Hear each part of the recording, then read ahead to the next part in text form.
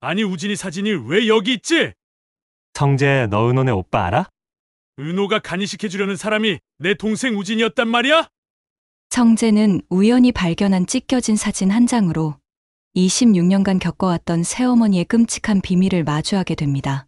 아픈 아들을 살리기 위해 과거에 버렸던 쌍둥이 딸을 제물로 삼으려 했던 잔혹한 계획이 드러난 것이죠. 하지만 고성이는 아직 알 수 없었습니다. 박성재가 고성이의 안방 깊숙한 곳에서 은호와 우진의 관계보다 더욱 충격적인 고성이를 나락으로 보내버릴 추악한 진실을 발견하였단 것을요. 구독과 좋아요를 눌러주세요. 지금 시작합니다. 그날 오후 AP그룹 사무실엔 깊은 정적이 흘렀습니다. 지은호가 숲속의 오두막으로 오빠를 찾으러 나간 뒤로 그녀의 사무실은 하루 종일 비어 있었죠. 성재는 며칠 전부터 은호가 얼마나 힘들어했는지 지켜봤던 터라 몹시 걱정이 되어 안으로 들어서게 됐죠. 혹시 돌아왔나 싶어서였어요. 은호의 사무실 안은 고요했습니다. 늘 깔끔하게 정리되어 있던 은호 책상치곤 흐트러진 모습이었죠. 은호야, 괜찮은 거니? 성재는 혼잣말을 하며 한숨을 내쉬었습니다. 침몰하는 사람 때문에 괴로워하던 은호를 보면서도 자신은 아무것도 해줄 수 없었거든요. 곁에서 지켜보기만 하는 게 얼마나 답답했는지 모릅니다. 그때 책상 모서리에 찢겨진 채 놓인 사진 한 장이 눈에 들어왔어요. 누군가 급하게 던져놓은 듯 사진은 반으로 갈라져 있었고 표면엔 손자국까지 남아 있었습니다. 성재는 무심코 그 사진을 집어들었어요. 그리고 사진 속 모습을 본 순간 온몸에 피가 멎는 것 같았습니다. 심장이 쿵 하고 내려앉는 느낌이었죠. 사진엔 2명의 학생이 나란히 서 있었거든요. 사실 사진만 보면 흔한 남녀 동창의 모습입니다. 여학생의 얼굴은 분명 은호였습니다. 고등학교 시절 은호의 모습 그대로였죠. 환하게 웃고 있는 그 표정이 지금의 은호와 너무나 달라 보여서 가슴이 아팠어요. 그런데 옆에 서 있는 남학생은 성재는 사진을 바짝 들여다봤습니다. 손이 저도 모르게 떨리기 시작했습니다. 한우진, 내 의붓 동생 우진이가 왜 이 사진에 나오지? 이게 대체. 성재는 사진을 쥔 채 그대로 은호 책상 앞 의자에 주저앉고 말았어요. 다리의 힘이 풀려버렸거든요. 손은 부들부들 떨렸고 입술은 바짝 말라왔습니다. 머릿속에선 수많은 생각들이 폭풍처럼 몰아쳤어요. 이 사진이 의미하는 건 이게 뭐야? 은호랑 우진이가 쌍둥이라는 거야? 은호가 간이식 해주려는 사람이 내 의붓 동생이었다고? 그렇다면 성재의 충격은 이루 말로 표현할 수 없는 그것이었습니다. 의붓 동생 우진의 간이식이 필요하단 사실도 놀라웠지만 아들을 살리기 위해 버렸던 딸을 찾아낸 사람이 자신의 어머니라는 사실은 도저히 받아들이기가 어려웠습니다. 은호가 그토록 배신감에 치를 떨던 인간이 나의 새어머니라니. 이 여자가 정말로. 성재는 사진을 꽉 쥐었습니다. 분노가 치밀어 올랐습니다. 자신이 그토록 의심했던 새어머니의 정체가 이런 것이었다니.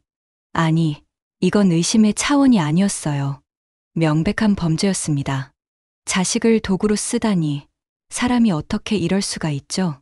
성재는 사진을 주머니에 넣고 자리에서 벌떡 일어서서 지역의 방으로 향했습니다.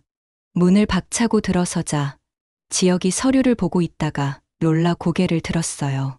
성재야? 무슨 일이야? 왜 그래? 지역은 친구의 창백한 얼굴을 보고 깜짝 놀랐습니다. 성재의 이마엔 땀이 송골송골 맺혀 있었고 숨도 가쁘게 쉬고 있었거든요. 지역아, 나 너한테 보여줄 게 있어. 성재는 떨리는 손으로 주머니에서 사진을 꺼내 지역에게 내밀었어요. 지역은 사진을 받아 들고 한참을 들여다봤습니다. 교복을 입은 2 학생. 여학생은 분명 은호였어요. 그런데 옆에 있는 남학생은 이게 은호 고등학교 때 사진이네. 근데 옆에 있는 애는 누구야? 한우진이야. 학창시절 동창이라는 애야? 응. 근데 지여가 이 사람이 고성이 아들이었어. 내 의붓 동생. 뭐라고? 지역은 사진을 내려놓고 성재를 똑바로 쳐다봤습니다. 그러니까 지금 은호 친어머니가 너희 새어머니라는 말을 하는 거야? 그래, 사진 봐. 틀림없어, 그 악독한 여자. 성재는 주먹을 불끈 쥐었어요. 말하면 할수록 분노가 치솟았습니다. 지혁아. 성재의 목소리가 낮게 깔렸습니다. 나 이거 그냥은 못 넘어갈 것 같다. 우리 아버지께서 아셔야 돼. 저 여자가 어떤 인간인지. 성재의 눈빛은 단호했어요. 지혁은 친구의 얼굴을 보며 천천히 고개를 끄덕였습니다. 알았어. 근데 성재야, 너 괜찮겠어? 네 아버지한텐 그 사람이. 나도 알아. 아버지께서 얼마나 저 여자를 믿으시는지. 근데 그렇기 때문에 더 말씀드려야 돼. 아버지께서 계속 속고 사실 순 없잖아. 성재는 사진을 다시 주머니에 넣었습니다. 그리고 돌아서려다 멈칫했어요. 참, 지혁아. 은호한텐 아직 말하지 마. 내가 아버지께 먼저 말씀드리고 나서 은호한테 연락할게. 알았어. 조심해서 가. 성재가 사무실을 나가자 지혁은 한숨을 깊게 내쉬었습니다. 그는 의자에 앉아 창밖을 바라봤어요. 은호야, 넌 지금 얼마나 힘들까? 성재는 곧장 아버지 진석의 회장실로 향했습니다. 비서실을 지나며 비서에게 급한 일이라고 말하고 안으로 들어섰어요. 진석은 서류를 검토하고 있다가 아들을 보고 반갑게 고개를 들었습니다. 성재야, 무슨 일이니? 얼굴이 왜 그렇게 상기됐어? 아버지, 앉으세요. 제가 말씀드릴 게 있습니다. 성재의 진지한 표정에 진석도 펜을 내려놓고 자리에 제대로 앉았어요. 뭔가 심상치 않다는 걸 느꼈거든요. 무슨 일인데 그래? 아버지, 이거 좀 보세요. 성재는 주머니에서 사진을 꺼내 아버지 책상 위에 조심스럽게 놓았습니다. 진석은 사진을 집어들고 들여다봤어요. 이게 뭐니? 우진이 사진 같은데? 아버지, 그 옆에 있는 여학생이 지은호예요. 우진이의 숨겨둔 쌍둥이 혈육이요. 진석의 손이 멈췄습니다. 그는 천천히 고개를 들어 아들을 쳐다봤어요. 뭐라고? 우진이에게 어머니께서 버렸던 여동생이 있었대요. 성재야, 지금 무슨 소리를 하는 거니? 진석의 목소리가 약간 높아졌습니다. 성재는 침착하게 말을 이어갔어요. 어머니께서 은호 씨 친어머니라고요.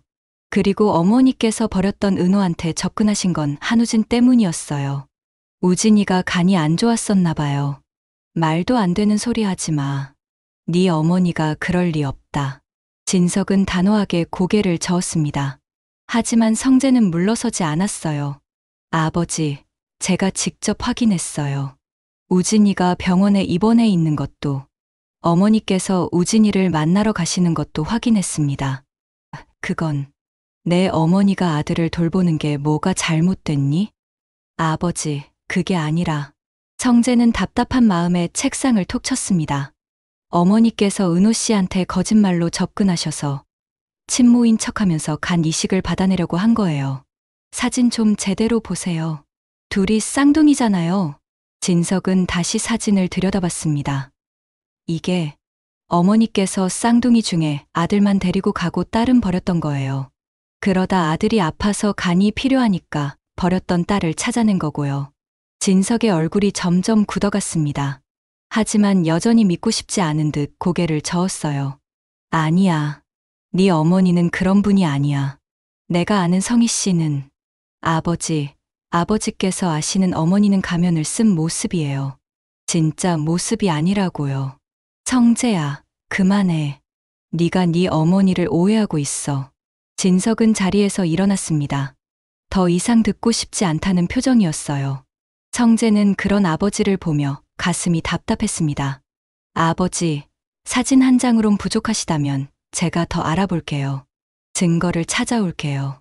증거는 무슨 증거야? 내 어머니한테 누명을 씌우려고 그러는 거니?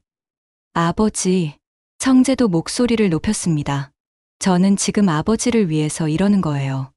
아버지께서 저런 여자한테 속고 계신다는 걸 알려드리려고요. 그만해.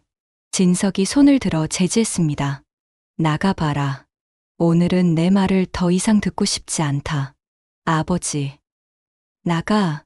성재는 입술을 꽉 깨물었습니다. 아버지의 단호한 표정을 보니 더 이상 말해봤자 소용없다는 걸 알 수 있었어요. 그녀에 대한 믿음은 생각보다 두터웠습니다. 그는 사진을 다시 집어들고 회장실을 나왔습니다. 아버지의 완강한 반응이 예상 밖은 아니었지만 막상 겪고 나니 힘이 빠졌거든요. 그는 잠시 복도 창가에 기대어 서서 깊은 한숨을 내쉬었어요. 어떻게 하지? 사진 한 장으론 부족했습니다. 아버지께서 고성이를 얼마나 신뢰하는지 성재는 잘 알고 있었어요. 평소 아버지께서 하셨던 말씀이 떠올랐습니다. 성희 씨는 내가 평생 만난 사람 중 가장 모성애가 깊은 분이야. 아픈 아들을 위해 모든 걸 바치는 그 모습을 보고 반했단다. 그 말씀이 지금은 너무나 아이러니하게 느껴졌어요. 그때 성재의 머릿속에 한 가지 생각이 스쳤습니다. 고성이가 은호에 대해 뒷조사를 했다면 분명 어딘가에 자료가 있을 거예요. 그 자료를 찾아낸다면 아버지께서도 믿을 수밖에 없을 겁니다. 그래, 증거를 찾자. 명백한 증거를. 성재는 시계를 봤습니다. 오후 5시. 고성이는 보통 이 시간에 가온재단에 있거나 사교 모임에 나가 있을 거예요. 집엔 아무도 없을 가능성이 높았습니다. 영란은 요즘 작업실에서 시간을 보내고 있었고 아버지께서도 회사에 계실 테니까요. 성재는 가방을 챙겨 회사를 나섰습니다. 집까지 가는 동안 심장이 빠르게 뛰었어요. 자신이 지금 뭘 하려는 건지 스스로도 믿기지 않았지만 이렇게라도 하지 않으면 아버지를 설득할 수 없었습니다. 집에 도착한 성재는 조심스럽게 현관문을 열었습니다. 집 안은 조용했어요. 다행히 아무도 없는 것 같았습니다. 어머니 방부터 확인해 봐야겠어. 성재는 2층으로 올라갔습니다. 고성이와 진석의 방에 금고가 있다는 것은 이미 알고 있었습니다. 하지만 비밀번호를 모른다는 게 문제였죠. 문을 열고 들어서니 깔끔하게 정리된 방이 눈에 들어왔고 옷장 깊숙한 곳, 옷들 뒤편에 작은 금고가 하나 있었습니다. 성재는 금고를 가만히 들여다봤습니다. 4자리 비밀번호 금고였어요. 그는 몇 가지 번호를 시도해봤습니다. 고성이 생일, 영라 생일. 하지만 모두 틀렸습니다. 제발. 성재는 마지막으로 아버지 생일을 눌러봤습니다. 찰칵. 금고가 열렸어요. 성재는 깜짝 놀라 금고 문을 열었습니다. 안엔 특별할 것 없는 현금 두 뭉치와 귀중품 몇 개가 전부였는데 거기 작은 리모컨 같은 게 들어 있었어요. 이게 뭐지? 성재는 곧바로 리모컨을 눌러봤습니다. 그 순간 그 아래의 벽에서 윙하는 소리가 났어요. 성재는 깜짝 놀라 그쪽을 쳐다봤습니다. 벽장처럼 보이던 벽면 일부가 천천히 옆으로 밀려나고 있었습니다. 성재는 눈을 크게 뜨고 그 모습을 지켜봤어요. 벽이 완전히 열리자 그 뒤에 또 다른 금고가 나타났습니다. 첫 번째 금고보다 훨씬 큰 금고였어요. 이게 대체... 성재는 숨겨진 금고 앞으로 다가갔습니다. 이건 디지털 금고였어요. 역시 비밀번호를 입력해야 열 수 있었습니다. 성재는 다시 아버지 생일을 눌러봤어요. 하지만 이번엔 작동하지 않았습니다. 몇 가지 번호를 더 시도해봤지만 모두 실패했어요. 성재는 고개를 가로저으며 다시 생각했습니다. 고성이가 정말 중요하게 여기는 게 뭘까? 그때 문득 한 가지가 떠올랐습니다. 한우진이에요. 성재는 한우진의 생일을 눌러봤습니다. 삑삑. 역시 틀렸어요. 그럼 뭘까? 성재는 곰곰이 생각했습니다. 그러다 문득 은호와 우진이 쌍둥이라는 게 떠올랐어요. 혹시... 성재는 은호의 생일을 눌러봤습니다. 찰칵. 금고가 열렸어요. 성재는 믿을 수 없다는 표정으로 금고 문을 활짝 열었습니다. 그리고 그 안을 본 순간 성재는 그 자리에 얼어붙고 말았어요. 금고 안엔 상상도 못할 것들이 가득했거든요. 현금 다발이 수북이 쌓여 있었고 등기 권리증과 각종 장부들이 빼곡하게 꽂혀 있었습니다. 그리고 맨 위엔 여러 개의 여권이 놓여 있었어요. 언제 이렇게 뒷주머니를... 아니 그것보다 이 여자 웬 여권을 이렇게나 많이 가지고 있지? 도대체 진짜 국적이 뭐야? 그때 아래층에서 현관문 열리는 소리가 들렸습니다. 성재는 깜짝 놀라 금고를 급히 닫았어요. 리모컨으로 벽을 다시 닫고 첫 번째 금고도 원래대로 정리했습니다. 성재야? 집에 있니?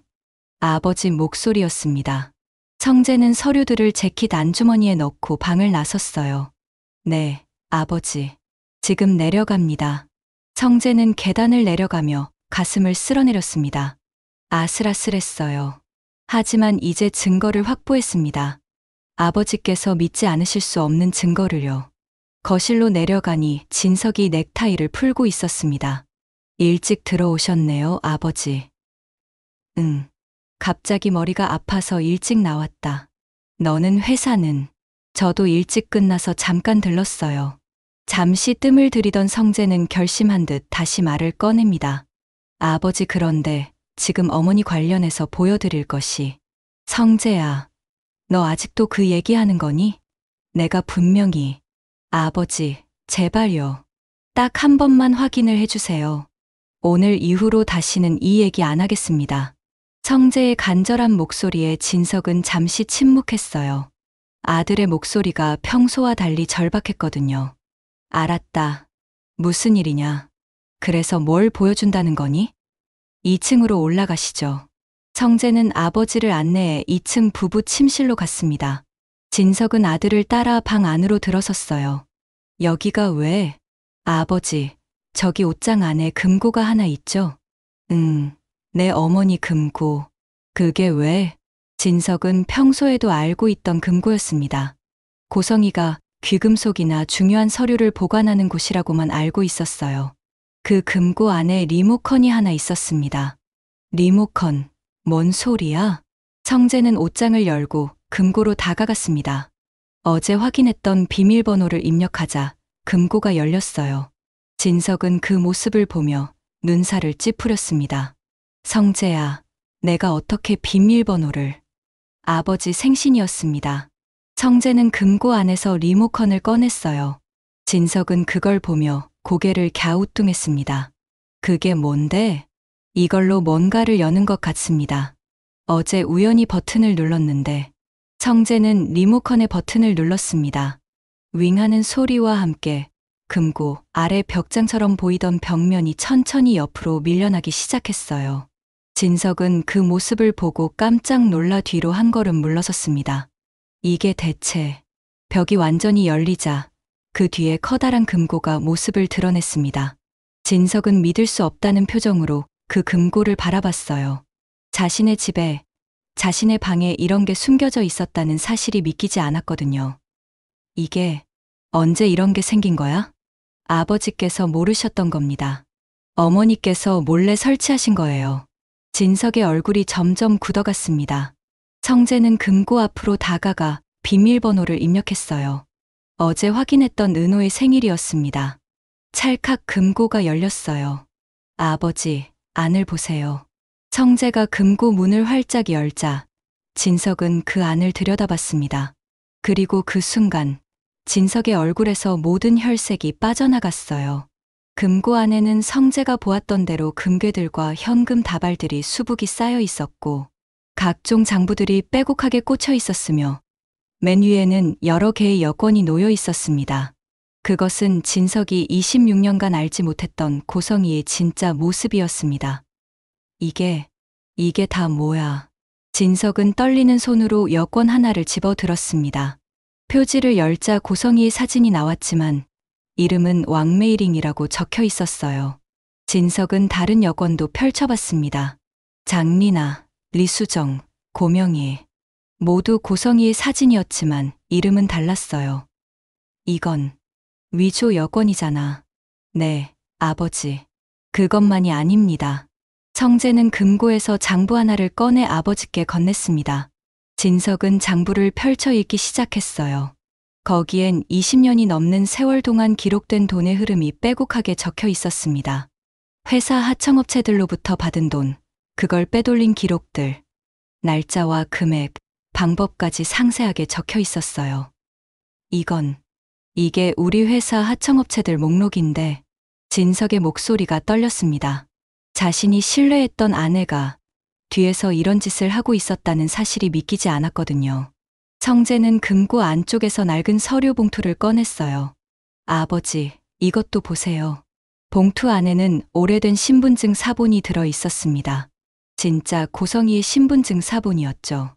젊은 시절 고성이의 사진이었지만 출생지는 중국 푸젠성이라고 적혀 있었어요. 중국이라고? 진석은 신분증을 들고 한참을 서 있었습니다. 손이 부들부들 떨렸어요. 자신이 사랑했던 여자, 자신이 믿었던 아내가 처음부터 끝까지 거짓말로 점철된 사람이었다는 걸 깨닫는 순간이었습니다. 아버지, 화교 출신 미립국자였어. 신분을 세탁하고 나한테 접근한 거였구나. 진석의 목소리는 낮게 깔렸지만 그 안에는 깊은 배신감과 분노가 담겨 있었어요. 그는 신분증을 내려놓고 다시 금고 안을 들여다봤습니다. 현금 다발들, 장부들, 위조 여권들. 이 모든 게 자신이 알던 고성이가 아닌 진짜 고성이의 모습이었던 거예요. 아버지, 죄송합니다. 이렇게라도 보여드려야 할 것 같아서. 아니다. 진석이 고개를 저었습니다. 너가 잘했다. 네가 아니었으면 나는 평생 속고 살았겠지. 진석은 금고에서 서류들을 하나하나 꺼내기 시작했어요. 장부를 넘기며 확인하는 그의 표정은 점점 더 굳어갔습니다. 20년이에요. 20년 동안 자신의 회사를 이용해 돈을 빼돌렸던 겁니다. 진석은 금고 앞에 주저앉아 장부를 계속 넘겼습니다. 하청업체마다 등급을 속이고 차액을 챙긴 기록들. 어제 자신이 내쳤던 최 사장도 장부에 이름이 올라 있었습니다. 아마 고성이의 협박에 못 이겨 그랬을 겁니다. 이 사람이 이렇게까지. 진석은 털썩 바닥에 주저앉았습니다. 장부가 든 손이 덜덜 떨렸습니다. 화가 나는 것보다 가슴 한구석이 텅 비어버린 것 같았거든요. 성재야, 나는 지난 26년 동안 누구랑 살았던 거냐. 내 인생 절반이 다 가짜였어. 진석의 눈에서 뜨거운 눈물이 툭 떨어졌습니다. 분노와 배신감, 그리고 자신의 어리석음에 대한 자책이 뒤섞인 눈물이었어요. 자신이 그토록 사랑했던 여자가, 자신이 믿었던 아내가 이런 사람이었다니. 아버지, 그것만이 아닙니다. 성재는 주머니에 챙긴 서류를 꺼냈어요. 은호의 신상정보, 한우진의 진단서, 적합성 검사 결과지. 어머니께서 은호 씨한테 접근하신 건 정말로 간 때문이었습니다. 쌍둥이 중 아들만 데리고 가시고 딸은 보육원에 버리셨던 거예요. 그러다 아들이 아파서 간이 필요하니까 버렸던 딸을 찾아내신 겁니다. 진석은 서류를 받아 읽었습니다. 읽으면 읽을수록 고성이라는 사람이 얼마나 치밀하고 냉혹한 사람인지 깨닫게 됐어요. 내가 이런 사람과 함께 살았다니. 진석은 서류를 바닥에 내려놓고 두 손으로 얼굴을 감쌌습니다. 그리고 한참을 그렇게 앉아 있었어요. 성재는 아버지의 어깨에 손을 얹었습니다. 아버지, 괜찮으세요? 괜찮을 리가 있나. 그렇게 한참을 충격에 빠진 진석은 이윽고 손을 내리며 천천히 일어섰습니다. 그의 눈빛은 이제 더 이상 흔들리지 않았어요. 대신 차갑고 단호한 결의가 담겨 있었습니다. 성재야, 이 모든 걸 증거로 확보해라. 사진도 찍고 필요하면 영상도 찍어. 네, 아버지. 그리고 회사 법무팀 불러. 당장. 진석의 목소리는 냉정했습니다. 자신을 속인 사람에 대한 분노가 그 안에 가득 차 있었어요. 이 모든 비자금을 압수할 거다. 그리고 미립국자 신고도 할 거야. 아버지, 내가 가장 싫어하는 게 뭔지 알지? 거짓말하고 속이는 인간들이야. 그런 인간들은 절대 용서하지 않아. 진석은 금고를 다시 한번 쳐다봤습니다. 이 모든 게 자신이 믿었던 사람의 진짜 모습이었어요. 모성애가 깊다고, 진실하다고 믿었던 그 사람이 사실은 이런 괴물이었다는 것. 당장 변호사 부르고 관련 서류 다 준비해. 오늘 안으로 이 여자 모든 걸 끝낼 거야. 성재는 아버지의 단호한 표정을 보며 고개를 끄덕였습니다. 진석은 방을 나서며 마지막으로 금고를 돌아봤어요. 26년 동안 날 이용했구나. 그 대가를 톡톡히 치르게 해주마. 그날 저녁, 진석은 회사 법무팀과 함께 모든 증거를 정리했습니다. 비자금 장부, 위조 여권, 미립국 증거 서류. 하나하나 복사하고 사진을 찍어 법적 효력이 있는 증거로 만들었어요. 변호사는 이 정도 증거면 충분하다고 했습니다. 회장님, 이 정도면 횡령과 사문서 위조, 그리고 미립국 혐의로 고발 가능합니다. 당장 진행해. 그리고 비자금은 10원짜리 한 장 빠짐없이 전액 압수하고. 진석의 목소리는 단호했어요. 변호사는 고개를 끄덕이고 서류를 챙겼습니다. 밤이 깊어갈 무렵 고성이가 집으로 돌아왔습니다. 평소처럼 밝은 표정으로 현관문을 열고 들어섰지만 거실에 앉아 있는 진석의 표정을 보고 순간 굳어졌어요. 여보, 왜 그렇게 앉아 계세요?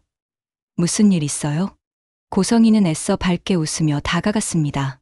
진석은 그녀를 차갑게 쳐다봤어요. 성희 씨, 아니, 이름이 여러 개던데 도대체 뭐라고 불러야 하나? 도대체 당신 정체가 뭐냐고. 고성이의 얼굴이 하얗게 변했습니다. 진석은 테이블 위에 놓인 서류들을 가리켰어요. 26년이에요. 26년 동안 나를 속였어.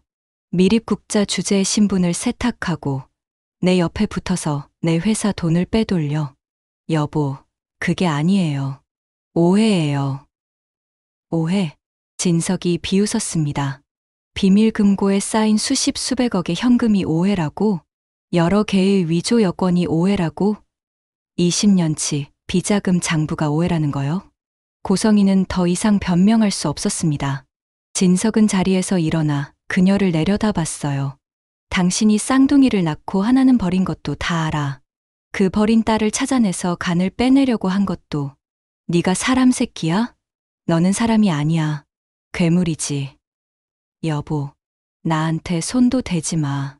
진석은 고성이의 손을 뿌리쳤습니다. 내일 당장 변호사가 올 거야. 이혼 서류 준비하고 비자금은 전액 압수할 거고 미립국자로 당국에 신고했어. 당신은 이 나라에서 즉시 추방될 거요. 여보, 제발. 한 번만. 한 번. 20년 동안 매일같이 날 속였는데? 진석의 목소리가 높아졌습니다. 내가 당신 뭘 믿고 결혼했는지 알아? 아픈 아들을 위해 헌신하는 모성애를 보고 반했어. 그게 다 거짓이었어. 당신은 아들마저 도구로 쓴 거잖아. 고성이는 바닥에 주저앉아 울기 시작했지만 진석은 더 이상 흔들리지 않았어요. 그는 2층으로 올라가며 마지막으로 말했습니다. 짐 싸. 내일 아침까지 이 집에서 나가. 오늘 이후로 내 눈에 띄면 죽여버릴 수도 있어. 고성이는 진석의 바짓가랑이를 잡고 늘어졌습니다. 여보, 여보 잘못했어요. 내가 다 설명할게요. 돈 다시 다 돌려놓을게요. 제발 쫓아내지만 말아요. 하지만 진석은 뒤도 돌아보지 않고 방문을 쾅 닫아버렸습니다. 성희는 서슬퍼런 박진석의 참 모습을 익히 알고 있었기에 더 이상 말을 건네지 못하였습니다. 폭풍 같던 그곳에서의 일이 지나고 며칠 후 은호와 우진은 수술을 앞두고 병원에 입원했습니다. 우진을 찾아내고 결국 수술을 하기로 결심한 은호였어요. 고성희 때문이 아니라 자신의 쌍둥이 오빠를 살리기 위해서였습니다. 수술실 앞 복도에는 순이와 강호가 걱정스러운 얼굴로 앉아 있었어요. 그때 복도 끝에서 박진석이 나타났습니다. 손에는 서류 봉투와 통장을 들고 있었어요. 실례합니다. 지은호 씨, 보호자분이신가요? 순이가 고개를 들어 진석을 쳐다봤습니다. 네, 그런데 누구세요? 저는 박진석이라고 합니다. 은호 씨한테 드릴 게 있어서 왔습니다. 순이는 박진석이라는 이름을 듣고 눈을 크게 떴어요. 고성희의 남편이라는 걸 알아챘거든요.